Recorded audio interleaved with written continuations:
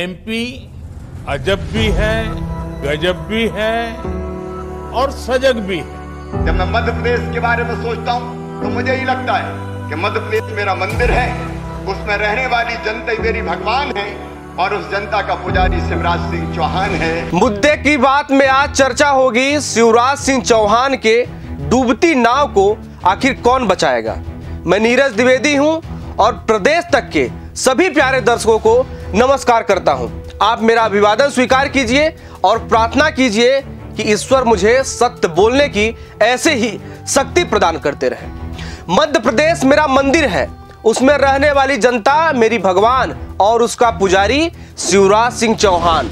मुख्यमंत्री जी, आपको याद दिला दूं, ये डायलॉग आपका है। यदि आप मध्य प्रदेश को वास्तव में मंदिर मानते हैं और यहाँ की रहने वाली जनता को भगवान, तो फिर जनता के मंदिर और भगवान की ऐसी दुर्दशा पर भला कोई पुजारी मौन कैसे रह सकता है। मैं बेहिचक यह कह रहा हूं कि मुझे आपके सच्चे पुजारी होने पर संदेह हो रहा है और मुझे ही नहीं, जनता रूपी भगवान का भी अब आपके ऊपर से विश्वास उठने लगा है। और इस बार जो सर्वे रिपोर्ट आ रहे हैं वो यह बता रहे हैं कि उसमें जनता ने अपना पुजारी बदलने का फैसला कर लिया है।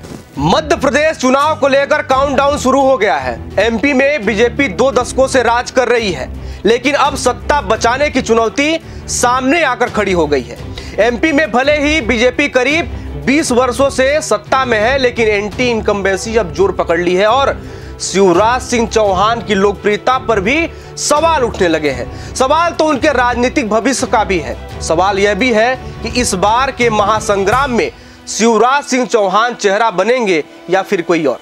मध्य प्रदेश को देश का दिल कहा जाता है और उस दिल पर बीजेपी लंबे समय से काबिज है, लेकिन अब चुनौती है सिंहासन को बचाए रखने की। लंबे समय से नेतृत्व परिवर्तन की मांग करते रहा है शिवराज सिंह चौहान की लोकप्रियता को लेकर न सिर्फ कांग्रेसी बल्कि बीजेपी के कई वरिष्ठ नेताओं ने भी समय समय पर सवाल उठाए। बीजेपी दिग्गज नेताओं के कई पुत्र और परिवार शिवराज सिंह चौहान के खिलाफ आवाज बुलंद कर पार्टी से किनारा कर लिए हैं। इनमें से एक नाम कैलाश जोशी के पुत्र दीपक जोशी का भी शामिल है, जिन्होंने अब कांग्रेस का दामन थाम लिया है। लेकिन शीर्ष नेतृत्व ने इस पर गंभीरता नहीं दिखाई, लिहाजा अब चुनाव से कुछ महीने पहले सत्ता वापसी के लिए एड़ी चोटी का दम लगाना पड़ रहा है। 29 लोकसभा सीट वाले इस राज्य में यदि विधानसभा चुनाव हाथ से गया तो लोकसभा के लिए बड़ी समस्या खड़ी हो जाएगी। आप सब इसको बखूबी जानते हैं और नेता भी इसको जानते हैं। आप सब जानते हैं कि मध्य प्रदेश विधानसभा चुनाव को लेकर चुनावी बिसात बिछ चुकी है। शिवराज सिंह चौहान हर वर्ग को खुश करने के लिए आए दिन कई घोषणाएं कर रहे हैं। बावजूद बीजेपी की सत्ता में वापसी की राहें आसान नहीं हो रही हैं। एक और जहां घोटाले के शोर शराबे ने शिवराज सिंह चौहान को परेशान कर रखा है, तो दूसरी ओर शीर्ष नेतृत्व का फरमान।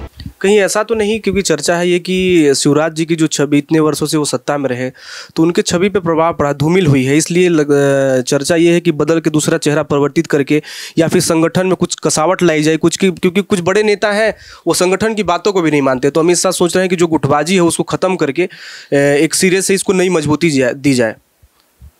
आप मीडिया वाले हैं, आपको सब पता है कि अमित शाह क्या सोच रहे हैं। मैं तो बहुत सामान्य कार्यकर्ता हूँ। अमित शाह क्या सोच रहे हैं मेरे बूते की बात नहीं है, उस पर टिप्पणी करना तो दूर की बात है। हालांकि यह रणनीति कितनी कारगर साबित होगी यह तो बस कुछ ही महीने में सबके सामने होगा। लेकिन फिलहाल केंद्रीय नेतृत्व ने जिस तरह की रणनीति बनाई है उससे शिवराज को लग रहा है कि किनारे कर दिया गया है। मतलब साफ है कि शिवराज सिंह के चेहरे पर इस बार का चुनाव नहीं होने वाला। राजनीति के जानकारों की माने तो इस बार मोदी के चेहरे पर चुनाव होगा।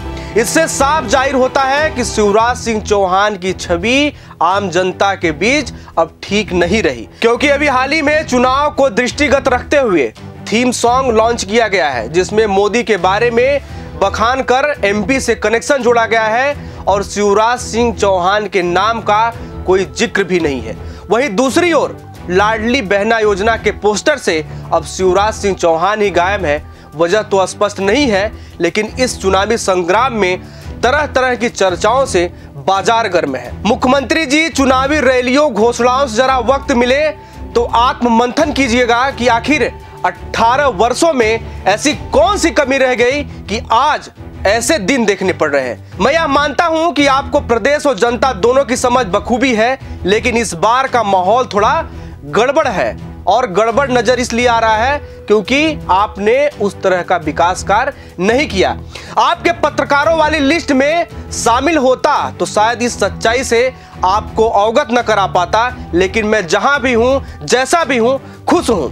इस चुनावी वर्ष में मुख्यमंत्री जी आप बुरी तरह से उलझ गए हैं। इस मकर जाल से आप जल्द नहीं निकले तो ये घनघोर बादल न जाने क्या बरसाएंगे। चेहरा बदलने की चर्चा चली, आपको क्या लगता है कि ये चेहरा बदल के इस बार चुनाव लड़ना चाहिए या फिर इसी चेहरे पे फिर एक बार हो जाए? तो चुनाव बिल्कुल आ गया, अब चेहरा क्या बदलेगा?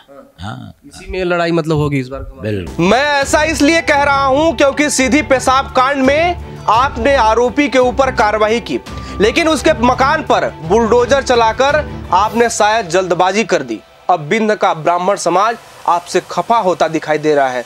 वहीं अभी हाल ही के ज्वलंत मुद्दे की बात करें तो पटवारी भर्ती घोटाला आपके आंखों के सामने इतना बड़ा घोटाला हो गया और आपको खबर तक नहीं लगी। अब आपने इस भर्ती प्रक्रिया पर रोक लगा दी है। जरा सोचिए, जो विद्यार्थी वर्षों से संघर्ष करके पास हुआ उसका क्या होगा। वहीं यदि आप इस भर्ती प्रक्रिया पर रोक न लगाते तो नाराज लाखों बेरोजगार अभ्यर्थी आपके खिलाफ होते। लिहाजा आप दोनों तरफ से उलझ गए हैं। आज के मुद्दे की बात तो यह है कि आपकी डूबती नाव आखिर बचाएगा कौन। हालांकि शीर्ष नेतृत्व ने इतने कुशल रणनीतिकार व संगठन में सामंजस्य बनाने वाले नरेंद्र सिंह तोमर को बड़ी जिम्मेदारी देते हुए मैदानी फील्ड सजाने को भेजा है। वहीं अश्विनी वैष्णव और भूपेंद्र यादव को फील्डिंग सजाकर बेहतर बैटिंग कराने की जिम्मेदारी दी गई है। इस चुनावी पिच पर यह फील्डिंग कितना काम आएगी यह तो आने वाला वक्त ही तय करेगा, लेकिन एक बात तो तय है कि इस बार आपकी नाव डगमगाती दिख रही है। इस मुद्दे की बात में फिलहाल इतना ही।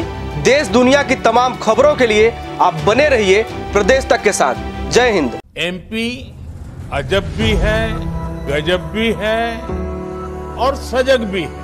जब मैं मध्य प्रदेश के बारे में सोचता हूँ तो मुझे ही लगता है कि मध्य प्रदेश मेरा मंदिर है, उसमें रहने वाली जनता मेरी भगवान है और उस जनता का पुजारी शिवराज सिंह चौहान है।